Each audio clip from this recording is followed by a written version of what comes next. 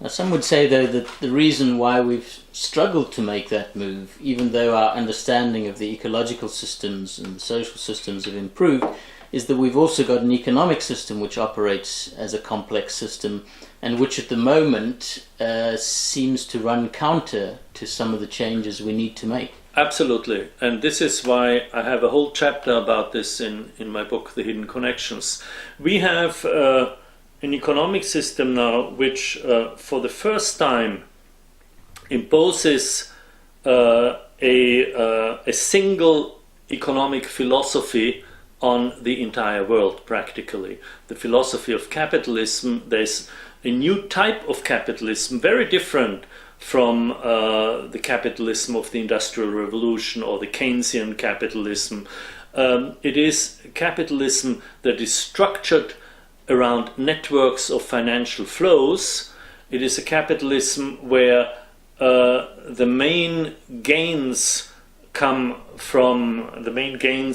productivity come from knowledge, from information processing, and it is a global system for the first time.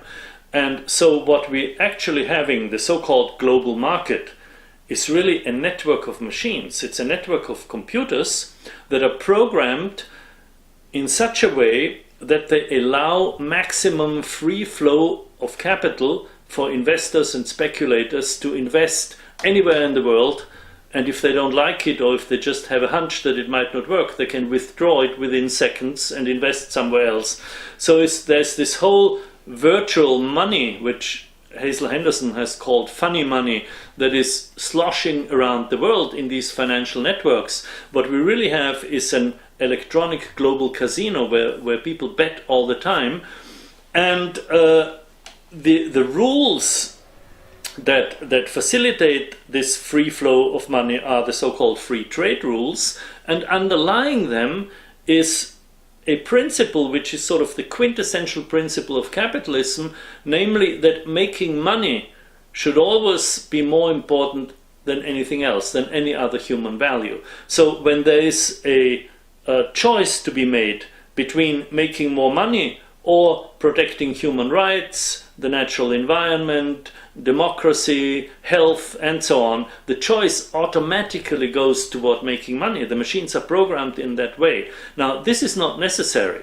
The question is not a question of technology. We could reprogram the global economy, redesign the global economy in such a way that other values are incorporated, namely the values of human dignity and ecological sustainability. It would be very easy, for instance, to say that certain transactions are not allowed because of certain constraints, that an excess of transactions can be avoided by taxing international money transfer, that the so-called Tobin tax that has proposed several years ago. So we have the technical means of redesigning the global economy, and it is something that is very necessary, because otherwise the move towards sustainability will be much more difficult. First and foremost, I think what we need to do is a shift in the tax system, and again, many people have written about this. We need to tax environmentally irresponsible or unwise actions, wasteful actions, actions that consume excessive amounts of carbon. Just with a carbon tax, this would be done, but not to add it as an additional tax, but to balance it by reducing income tax and employment tax and various other taxes. So there's a tax shifting, and that would automatically assure that competition in business would be carried out within this framework of an ecologically sound tax system.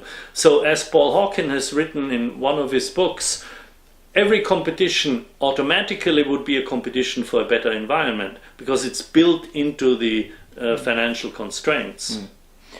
Now, some of the people would argue that one of the biggest challenges to our current capitalism model is the Chinese model of capitalism, which is emerging.